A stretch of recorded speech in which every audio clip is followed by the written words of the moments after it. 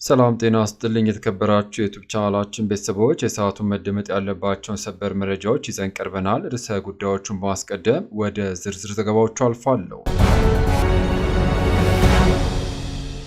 የኢትዮጵያ ንግድ ባንክ የ7 ቢሊዮን ብር ዘረፋን አስመልክቶ የኢትዮጵያ ንግድ ባንክ የ7 ቢሊዮን ብር ዘረፋን አስመልክቶ የሚዲያ ዘገባ እውነት የሆነው ይሄ ነው ሲል መግለጫን አውጥቷል። ከኢትዮጵያ ንግድ ባንክ የወጣውን መረጃ በሰዓቱ ታደምጣላችሁ። በሌላ ዜና ተሳስተናል፣ የሊቃውንት አባቶች ይቅርታ ጠየቁ፣ የቅዱስ ሲኖዶስ በምህረት ምላሽን ሰጥቷል። ዝርዝሩን ይዘናል። በሌላ መረጃ ሚስጥራዊ ሰማያዊ ነበልባል ከኢትዮጵያ እሳተ ገሞራ ፈነዳ። በፍንዳታው ሰዎች በፍርሃት ተውጧል። በዝርዝር መረጃው እንመለከተዋለን። በሌላ ዜና ቅዱስ ሲኖዶስ የመጨረሻ ማስጠንቀቂያ በቤተ ክርስቲያን ላይ ለሚያሾፉ ቲክቶከሮች መስጠታቸው ተገለጸ። ጉዳዩን አስመልክቶ የወጣውን መረጃ ወደ እናንተ እናደርሳለን። ለቻናሉ አዲስ ከሆናችሁ ሰብስክራይብ፣ መረጃዎች በፍጥነት እንዲደርሳችሁ የደውል ምልክቷን በመጫን ቪዲዮን ላይክ፣ ለሌሎች ተደራሽ እንዲሆን ሼር በማድረግ እስከ ቪዲዮ ፍጻሜ መረጃዎችን እየተከታተላችሁ አብራችሁኝ እንድትቆዩ በመጋበዝ ወደ ሰዓቱ ወደ ያስኩላችሁ ዝርዝር መረጃዎች አልፋለሁ። አብረን እንከታተለው።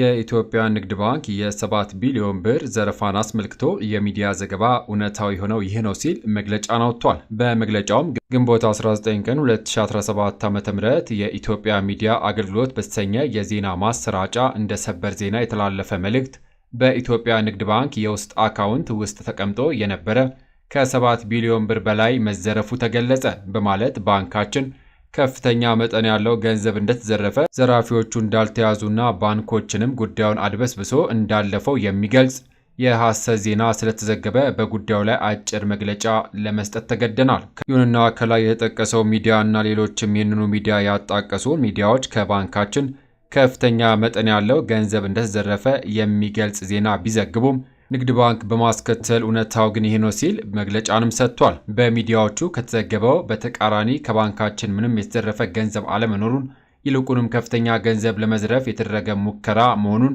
በማስከተል ባንካችን ሙከራው በተደረገ በጥቂት ደቂቃዎች ውስጥ በጠንካራው የውስጥ ቁጥጥር ስርዓታችን አጠራጣሪ ግብይት መፈጸሙን፣ ስለደረስንበት ምንም አይነት ገንዘብ ወጪ ሳይደረግ ሙከራው ወዲያውኑ እንዲከሽፍ መደረጉን፣ ሙከራው በጥቂት ያልተገባ ጥቅም ለማግኘት ባሰቡ ተጠርጣሪዎች የተፈጸመ እንጂ የባንካችንን ሲስተም ተላልፎ የተፈጸመ ጥቃት አለመሆኑን፣ ባንካችን ሙከራ የተደረገበትን ገንዘብ ባለው ጠንካራ የቁጥጥር ስርዓት አማካኝነት ከጥቃት ከተከላከለ በኋላ ጉዳዩን ለሚመለከተው የሕግ አካል በማሳወቅ ተጠርጣሪዎቹ በፖሊስ ቁጥጥር ስር የዋሉና ምርመራ ስራውም ተጠናክሮ እየተከናወነ የሚገኝ መሆኑን፣ በማጠቃለያም ባንካችን እንደ ማንኛውም የፋይናንስ ተቋም በተለይም እንደ ግዙፍ የፋይናንስ ተቋምነቱ ያልተገባ ጥቅም ለማግኘት አስበው ለሚንቀሳቀሱ አካላት ኢላማ መሆኑ እውን ቢሆንም እንዲህ አይነቱን ህገወጥ ተግባር ለመከላከል የሚያስችል ጠንካራ የቁጥጥር ስርዓትና የዘመነ ሲስተም ያለው ለመሆኑ የሙከራ ድርጊት መክሸፉ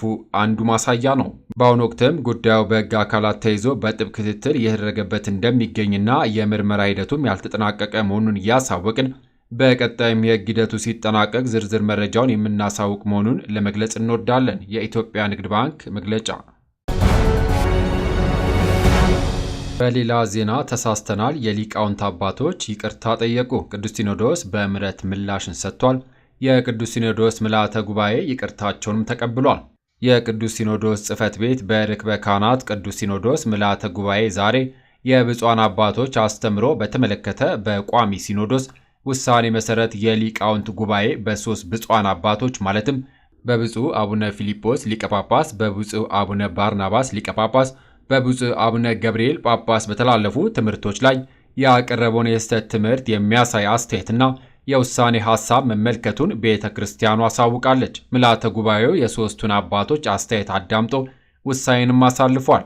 3ቱም ብፁዓን አባቶች ጥፋታቸውን አምነው በቅዱስ ሲኖዶስ ፊት ቀርበው ይቅርታንም ጠይቋል። በሊቃውንት ጉባኤ የቀረበው እውነተኛ የቅድስት ቤተ ክርስቲያን አስተምሮ የሚያምኑና የሚያስተምሩ መሆኑን በመግለጽ ለተፈጠረው ስህተት ይቅርታ እንደጠየቁም ተገልጿል። የቅዱስ ሲኖዶስ ምልዓተ ጉባኤም ይቅርታቸውን ተቀብሏል። ያስተላለፉትን የስህተት ትምህርት በኢትዮጵያ ኦርቶዶክስ ተዋሕዶ ቤተ ክርስቲያን የመገናኛ ብዙኃን ስርጭት አገልግሎት ድርጅት ላይ ቀርበው በቅዱስ ሲኖዶስ ፊት የሰጡትን የእምነት ክህደት ቃል አስተምሯቸውን አርመውና አስተካክለው እንዲያስተላልፉም መመሪያ ተሰጥቷል።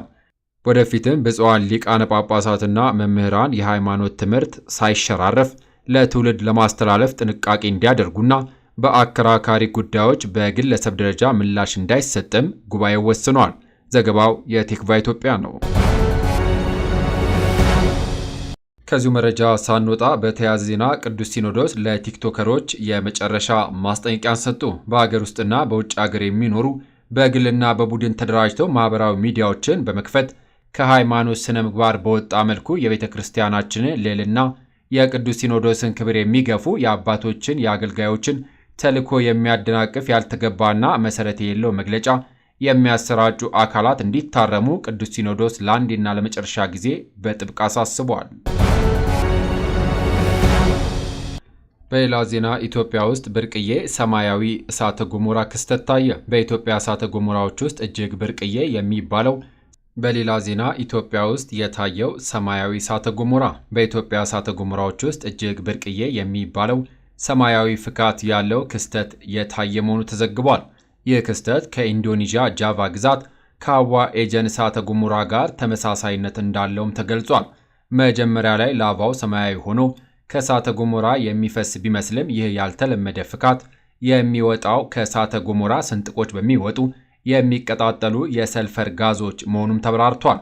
እስከ 600 ዲግሪ ሴልሺየስ ወይንም 1100 ዲግሪ ፋራናይት የሚደርስ ሙቀት ያላቸው እነዚህ ትኩስ ጋዞች በአየር ውስጥ ከሚገኘው ኦክሲጅን ጋር ሲገናኙ በእሳት ተያይዘው ደማቅ ሰማያዊ ነበልባልን ይፈጥራሉ። ይሁንና የሚታየው ትክክለኛው ላቫ እንደ አብዛኞቹ እሳተ ገሞራዎች የተለመደ ቀይ ብርቱካናማ ቀለም ያለው ቢሆንም የሚቀጣጠለው የሰልፈር ነበልባል የሚያብረቀርቅ ሰማያዊ ላቫ ምስልንም የሚፈጥር ነው። ይህም በሌሊት ብቻ የሚታይ አስደናቂ ትዕይንት እንደሆነም ተዘግቧል። ክቡራን አድማጮች፣ በማስከተል ከውጭ መረጃ አሜሪካ ኤምባሲዎቿ የተማሪዎችን የቪዛ ቀጠሮ እንዳይሰጡ አዘዘች። የአሜሪካው ፕሬዝዳንት ዶናልድ ትራምፕ አስተዳደር በውጭ ሀገር የሚገኙ ኤምባሲዎች የተማሪዎች የቪዛ ቀጠሮ እንዳይሰጡ አዟል። የአመልካቾችን የማህበራዊ ሚዲያ ገጾች የማጣራት ሂደት ለማስፋት በዝግጅት ላይ እንዳለ ያስተዋወቀው አስተዳደሩ ለተማሪዎች የቪዛ ቀጠሮ እንዳይሰጥ በጊዜያዊነትም አግዷል።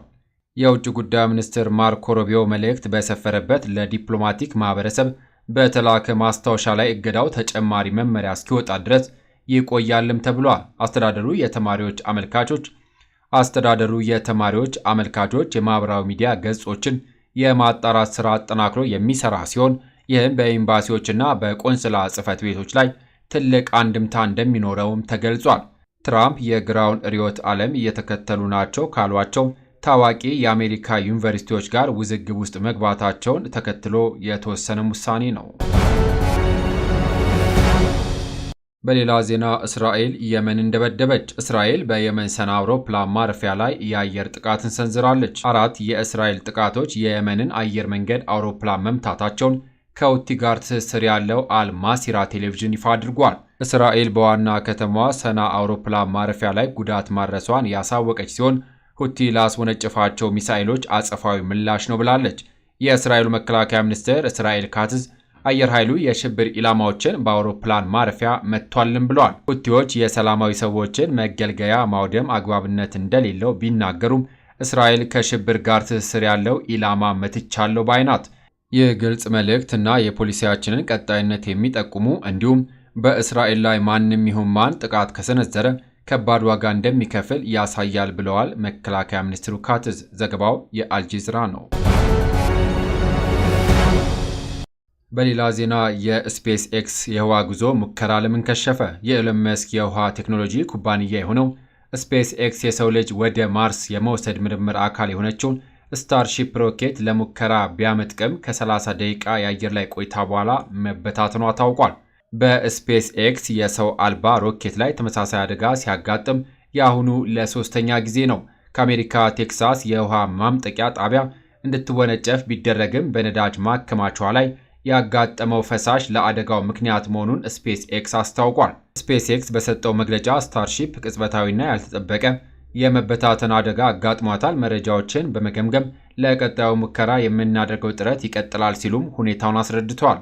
የአሜሪካን የፌዴራል አቪዬሽን አስተዳደር በበኩሉ በሰጠው መግለጫ በስፔስ ኤክስ ስታርሺፕ 9 ተልዕኮ ወቅት ችግር መከሰቱን አረጋግጦ በሮኬቷ ላይ ከደረሰው ጉዳት በተጨማሪ በሰውም ሆነ በንብረት ላይ የደረሰ አደጋ አለመኖሩንም ገልጿል።